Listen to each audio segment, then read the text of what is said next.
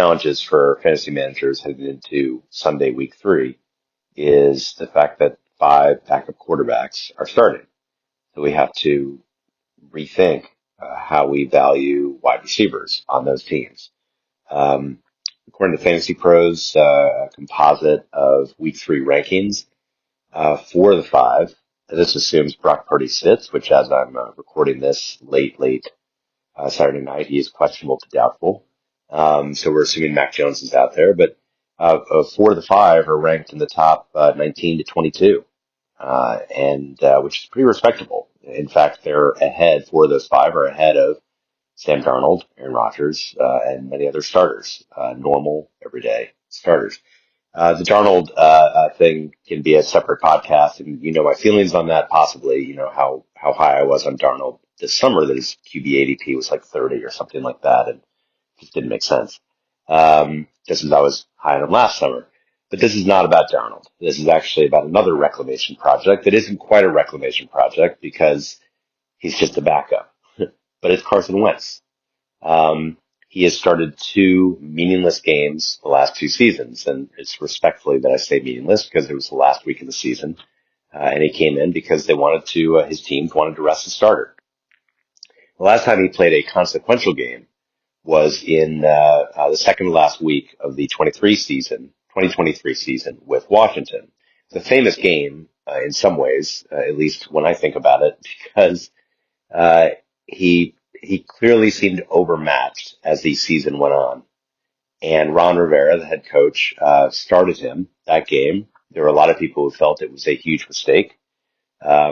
Wentz threw for 143 yards and 3 interceptions. I think he rushed for a score, but he had less than 10 rushing yards. He took 3 sacks. It was an ugly performance.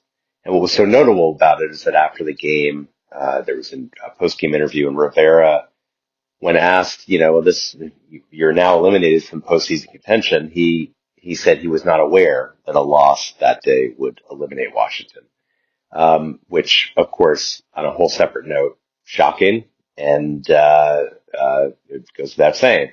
But Wentz was part of that story, that Rivera just decided, let's go back to the journeyman, former number 2 overall pick and see what he can do, when it seemed clear that Wentz was overmatched.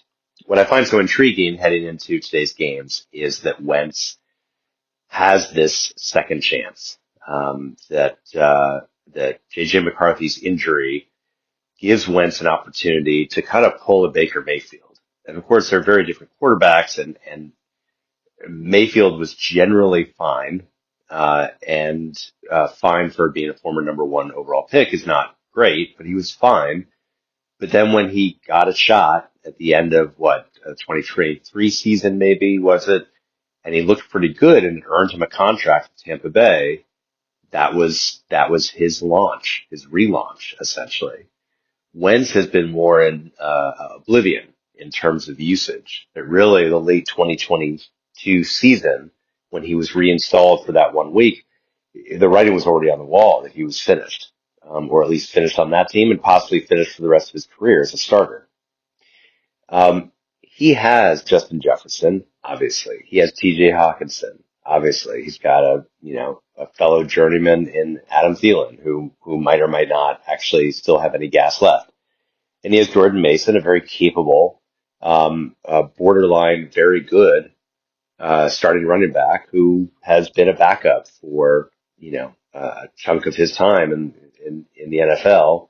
But when given the opportunity last year with Christian McCaffrey's preseason injury, and now with Aaron Jones' injury, Mason is thrust into the limelight. Mason can catch passes. He can help elevate quarterbacks. So Carson Wentz has the playmakers to be good. If Wentz completely flops this week, then it really could be. It could signal the end for Wentz for the foreseeable future. It is quite possible at that point that Minnesota will cut ties and go try to find another backup that they can trust in. I tend to think, and maybe I'm overly optimistic about this, but I tend to think that Wentz dumping it off to Mason, dumping it off to Hockenson, and still has an arm, he can still feed it to Jefferson, that he has enough talent around him to throw for 200 yards and, a score, against a beatable defense. Like it lines up pretty nicely in terms of this matchup versus, let's say, if his first game were in Green Bay, where I don't think people would really justifiably give him much of a shot.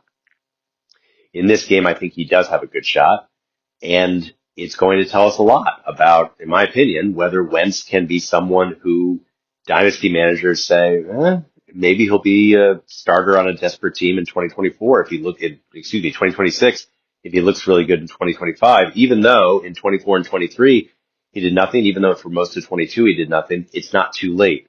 And the reason why I mentioned Sam Darnold at the beginning of this podcast is because of the obvious, that he spent years in oblivion, essentially, before finally making his way back into a nice contract and a starting job. Geno Smith, same thing. No one expected, and I say no one, but in a 99 percentile kind of way, that 5 years ago, Geno Smith was going to become a solid quarterback for at least 2 NFL seasons.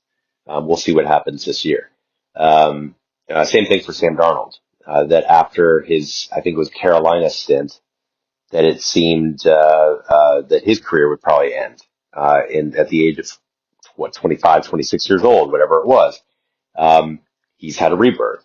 This is the thing about quarterbacks, and this is what makes evaluating quarterbacks so difficult, and it's what makes evaluating wide receivers and, by extension, tight ends so difficult. That you never know when a quarterback thrives because he is in a system versus when he has the right playmakers versus when he is just exceptionally talented and can manufacture greatness. I think to an extent, Aaron Rodgers always would have been great, no matter who the surrounding talent was. I think Tom Brady fits into that same category. There's other quarterbacks that I don't think you could say that about. I think that some are highly successful because of their system, or highly successful because of the surrounding talent that they have. And the fascinating part of it is sometimes we never know the answer. That's most of the time we never know the answer. It just doesn't work that way.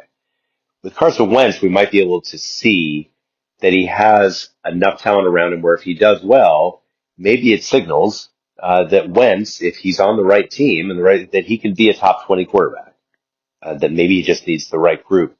Or Jared Goff, in the case of the Rams, started to fade and joined Detroit and finally had a good offensive coordinator. I say finally. I mean, he had one before, but in terms of he got back on his feet, had the right kind of offensive coordinator for his skill set, the right surrounding talent.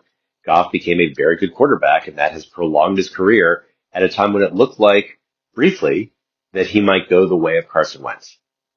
So, Wentz, to me, is one of the guys I'm watching most closely today, and not just because of his career, but also the impact he might have on wide receivers, positively or negatively, both in this game and in games to come. I'm BJ Rudell, Fantasy Football for Winners. Follow me on the blog. Email me anytime. We'll see you tomorrow, and good luck in your games today.